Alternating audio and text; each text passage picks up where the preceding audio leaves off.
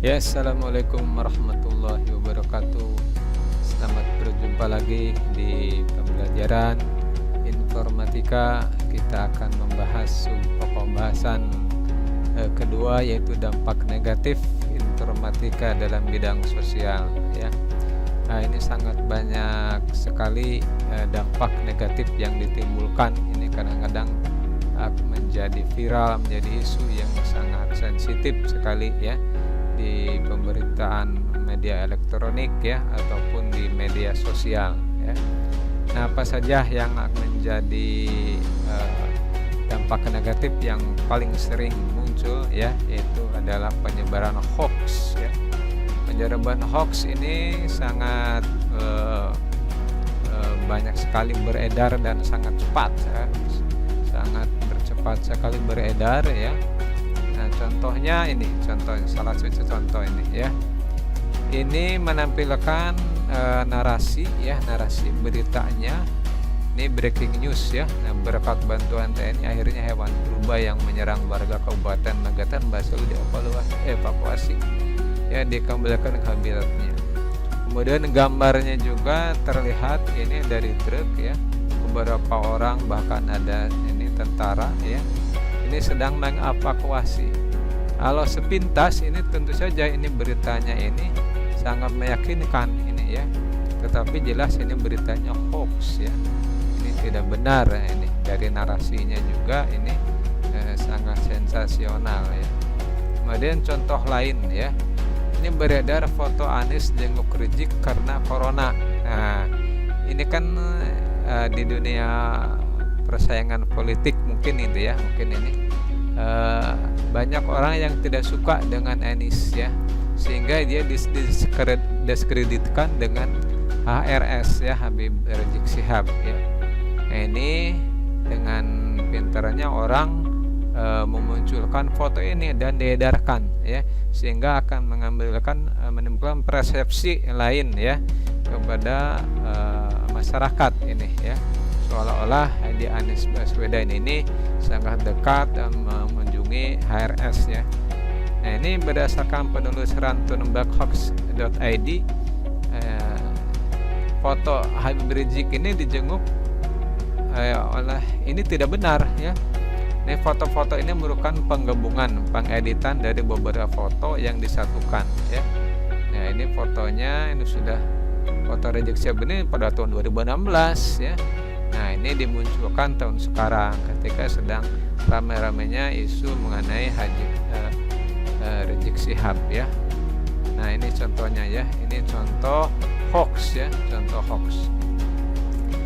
Nah, apa itu hoax itu sebetulnya? Hoax itu didefinisikan ya menurut beberapa sumber sebagai rencana untuk menipu orang lain dengan cara memberikan berita yang tidak benar ya. Sudah jelas seperti tadi juga, beritanya adalah tidak benar, tapi orang kadang-kadang sepintas yakin dengan berita tersebut, ada judul berita atau narasi berita atau foto tersebut, orang seolah yakin betul ya kalau tidak disari.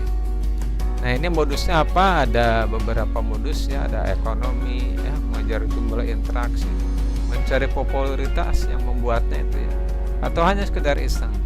Yang jelas ini akan hasilnya supaya menjadi berita negatif ya.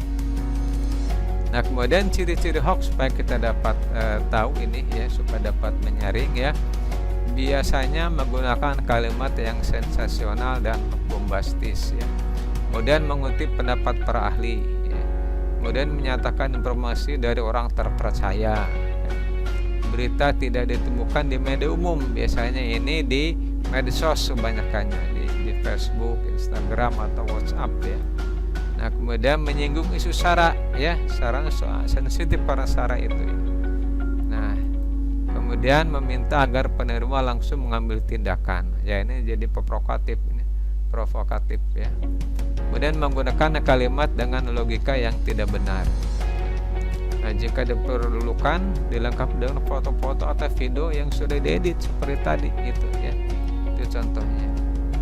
Nah, penyebaran hoax ya Dampak yang ditimbulkan oleh hoax sungguh berbahaya. Hoax dapat menyebabkan rusaknya nama baik seseorang, hilang kepercayaan pada sebuah produk, bentrokan sara, hilang nyawa seseorang, perang saudara, bahkan hancur sebuah negara, ya. Nah, mengingat dampak yang sangat berbahaya, maka hoax harus diperangi agar tidak menyebar secara masif melalui media sosial dan perangkat teknologi lain. Nah, ini salah satu contoh dapat dilakukan ya ketika ada informasi, berita atau konten yang dianggap hoax ya. Ini kita bisa melakukan beberapa cara. Misalkan kalau ada di Facebook. Nah, ini contoh halaman Facebook ya. Ini di kontennya ya, kita ada bintang 3 ini. Ini ada titik 3. Ini kita klik ya. Nah, klik, kemudian kita laporkan postingan ke admin ya. Nah, ini diklik. Nah, kemudian kita pilih opsinya. Ya, misalkan perkiraan kita kelompoknya beritanya masuk kemana ya. Harta melanggar aturan grup, berita palsu, konflik anggota. Misalkan berita palsu ya, klik berita palsu. Nah, sehingga nanti akan ada berubah jadi biru. Kemudian kirim ke admin ya. Nanti supaya ditindaklanjuti ya.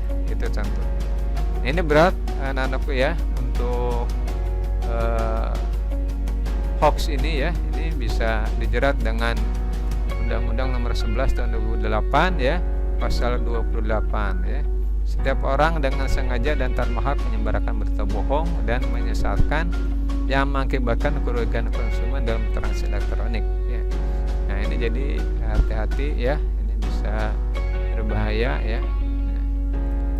Nah, kemudian sanksinya ini jelas ya. Diperbaharui dengan Undang-Undang Nomor 19 Tahun 2016 ya, tentang informasi dan transaksi elektronik ya.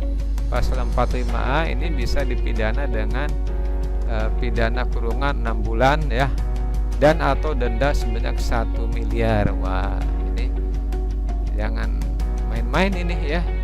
Ini apa, hati-hati ini ketika kita gampang mengetiknya ya di smartphone, tetapi ini sanksinya sangat besar ya, sangat berat. Hati-hati. Nah, kemudian beberapa hal yang dapat dijadikan acuan untuk memeriksa apakah sebuah berita merupakan hoax atau bukan ya. Nah, misalkan judul yang provokatif ini ya. Ini judul provokatif biasanya disertai dengan narasi yang menggambarkan adanya tokoh atau kelompok yang melakukan kekerasan, penindasan, penganiayaan, rencana jahat terhadap kaum tertentu dan mengajak kaum yang teraniaya tersebut melakukan pembalasan ya. Nah, ini ya. Ini contohnya ini ya. Nah, ini contohnya di halaman Facebook ini. Jokowi hari ini tolak suntik vaksin COVID-19 duluan. Memberikan contoh kok tidak mau. Nah, ini sebuah ada narasi yang mendiskreditkan Jokowi ini ya. Nah, sebetulnya kebenarannya ini tidak benar seperti ini ya. Nah, ini contohnya. Kemudian contoh lain juga di Facebook ini, belajar tatap muka resmi Januari 2021, anak wajib swab tes sebelum sekolah. Nah, ini juga ya ditampilkan tokohnya ini Mas Menteri ya, Mas Menteri Nadiem ini, seolah orang yakin ini dengan berita tersebut ya. Nah, kemudian kita dapat memeriksa narasumber ya, untuk apakah sebuah berita itu hoax atau bukan. Kita dapat memeriksa narasumber ya. Di dalam hoax sering kali mengutip narasumber tertentu untuk memuatkan berita yang disampaikan, namun biasanya secara logika menimbulkan kerancuan ya. Ini jadi harus selektif ya. Nah, misalkan ini yang lagi bulan-bulan kemarin isu menghangat ya. Ini Komisioner Komnas HAM ya, Beko Ulung Hapsara ini mengklaim soal penembakan 6 Laskar FPI tidak melanggar HAM. Nah, ini jadi seolah-olah dimunculkan ini seolah yang bertolak belakang ya, seolah ini memprovokasi beritanya ya, memprovokasi kepada masyarakat. Komnas HAM saja tidak melanggar katanya penembakan Laskar FPI. Ternyata setelah ditelusuri ini salah beritanya salah ya. Jadi berdasarkan hasil penelusuran, klaim adanya pernyataan Komisioner Komnas BK Ulung Hapsara bahwa penembakan 16 Rafi tidak melanggar HAM adalah klaim yang salah, jadi tidak benar ya. Nah ini kemudian diklarifikasi ya ini. Nah jadi ini seperti ini hoax ini ya, berita hoax ini. Jadi tokohnya ditampilkan dengan judul yang bombastis. Nah kemudian lagi kita harus memperhatikan sumber berita ya. Sumber beritanya ya, sumber berita dapat dipertimbangkan untuk menentukan apakah sebuah berita merupakan hoax atau bukan. Untuk mengecek dapat dilakukan dengan komparasi dengan sumber media lainnya ya. Nah ini contoh, ini isu-isu yang berkembang ya mengenai Gibran ya, putra Pak Jokowi ya, disebut terlibat korupsi bansos. Nah ini kita cross check beberapa media ini ya, jadi supaya ketemu mana yang memang beritanya bohong atau beritanya memang sesuai dengan benar ya, contohnya itu. Kemudian juga dapat mengecek gambar ya, kalau itu disertakan gambar ya, kita dapat mengecek gambar ya, karena hoax menggunakan gambar-gambar yang mengerikan dan dilengkapi dengan narasi yang provokatif ya. Gambar dapat merupakan gambar asli dari kejadian lain atau gambar yang direkayasa melalui proses pengeditan ya. Nah ini contoh ya. Contohnya ada pilot melakukan selfie ya, sedang terbang ya di atas awan. Wah, ini orang mungkin akan kagum ya, atau was-was atau apa ini melihat pilot melakukan ini ya. Nah sepintas seperti itu. Ternyata setelah diselidiki ini suatu tidak masuk akal begitu ya. Pilot mengeluarkan kameranya kemudian melakukan selfie sedang melakukan terbang. Ternyata setelah ditelusuri dia melakukan selfie itu di darat ya, ketika landing ya, ketika ini. Kemudian orang itu mengedit, diambil backgroundnya diganti dengan awan ya, seperti itu. Nah ini contoh ya, contoh pengeditan. Jangan dulu percaya dengan gambar ya, gambar tampilan di medsos ya, itu. Nah kemudian contohnya ini juga ya, ini orang akan kagum ketika melihat kastil di atas batu ya. Ini orang bagaimana membangunnya gitu ya, akan aneh gitu. Ternyata diselidiki ini dua gambar yang berbeda jauh lokasinya. Yang satu di Thailand, yang satu di Jerman kastilnya ini. Disatukan ya dengan aplikasi ya pengolah gambar sehingga menjadi satu gambar ini. Wah, akhirnya kan menjadi bikin heboh ini ya, seperti itu. Aduh, luar biasa ya. Nah ini juga ini contohnya ya. Ini kan Fadlizon ini kan menjadi banyak viral ini ya di media sosial ya.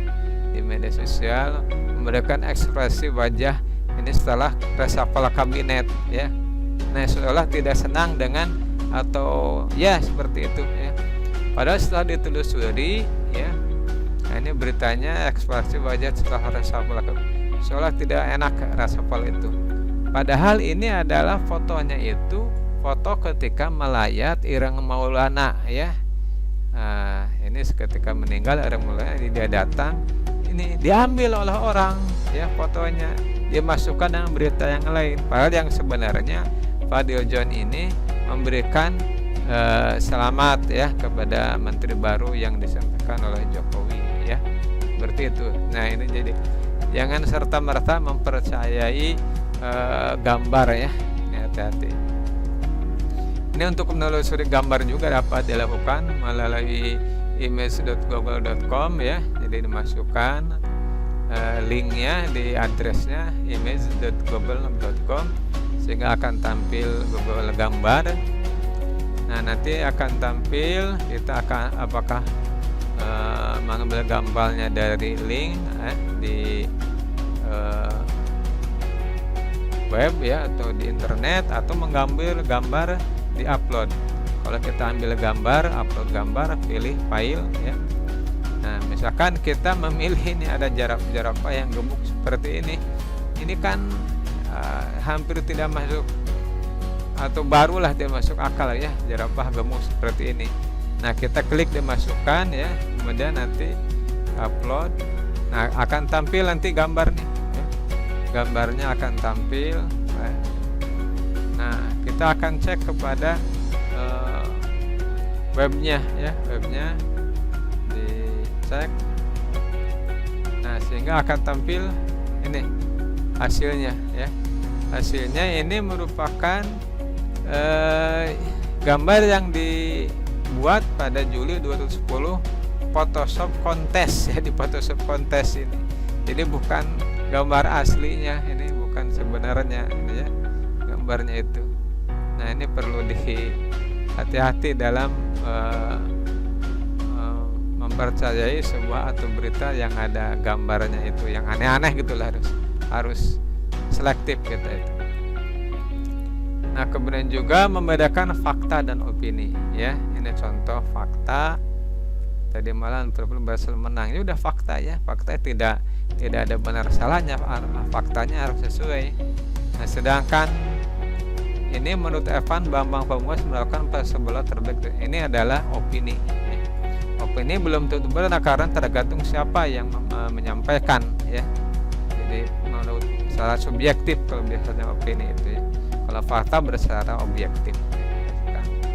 Fakta. Nah, kemudian mengecek tanggal berita ya. Kita cek tanggal beritanya. Kadang-kadang berita yang tidak benar yang tetapi jika digunakan pada waktu yang berbeda akan menyebabkan salah pengertian ya. Misalkan ada yang mengambil data jumlah pengangguran ini ya,